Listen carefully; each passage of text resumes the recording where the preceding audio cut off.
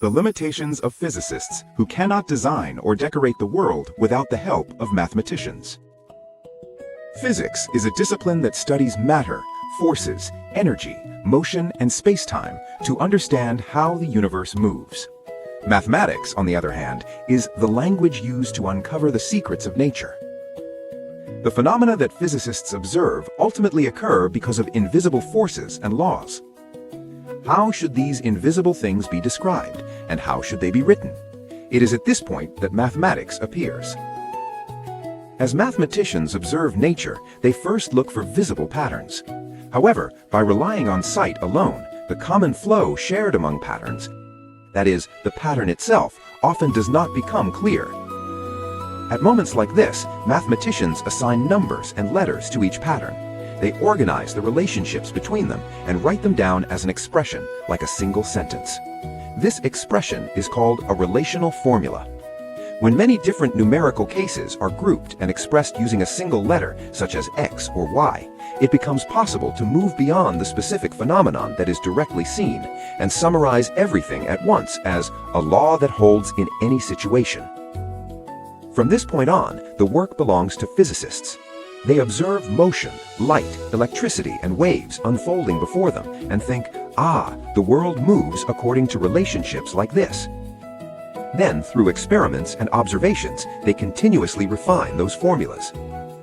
So, from a physicist's perspective, mathematics is not merely a tool for calculation, but a language for quantitatively designing laws and rendering those laws more clearly and precisely. For a physicist, numbers and letters are the minimum pencil required to bring invisible forces and laws up onto the page. It would not sound strange for a physicist to say this: without the formulas and symbols refined by mathematicians, a physicist cannot properly design ideas nor decorate them with clarity and elegance. Classical mechanics deals with the relationship between the forces acting on objects and their motion. Newton looked at a falling apple and the orbits of planets together and wanted to discover a law that could explain both the Earth and the heavens at the same time. To write down that answer, he even created a new mathematical tool called calculus. As a result, it became possible to calculate, using the same mathematical equations, why a ball thrown at an angle traces a parabolic path, where the ball will land, and how the orbit of the moon revolving around the Earth is maintained. In electromagnetism, the central question is how electricity and magnetism are related to each other.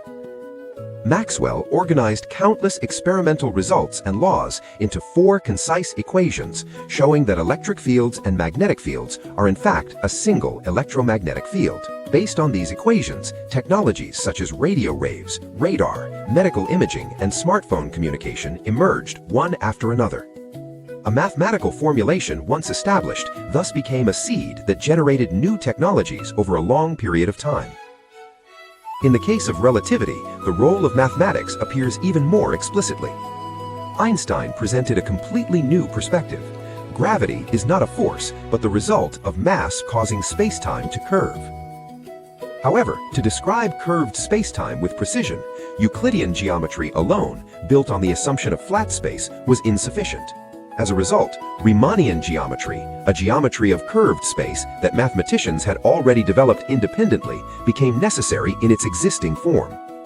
Physicists placed their ideas on top of the coordinates and tools that mathematicians had prepared in advance. The outcome of this union is Einstein's gravitational field equations expressed in a single line. In the world of quantum mechanics, the presence of mathematics becomes even more pronounced.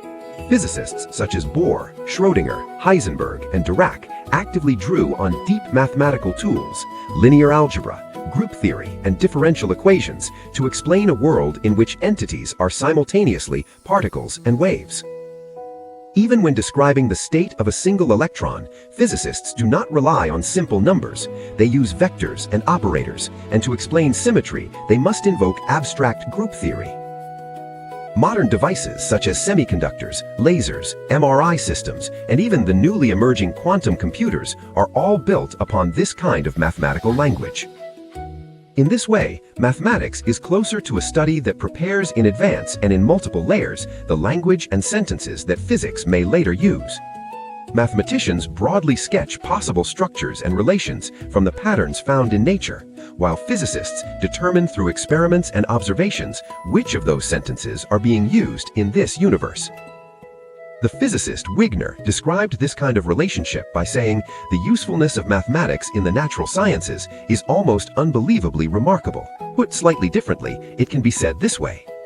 Mathematics is the language that reads the secrets of nature, and physics is the work of using that language to construct a story about how the universe moves.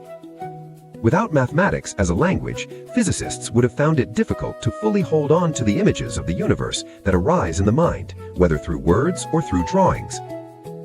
But if mathematics is at hand, the secrets of nature can be observed from a little farther away with a little more precision.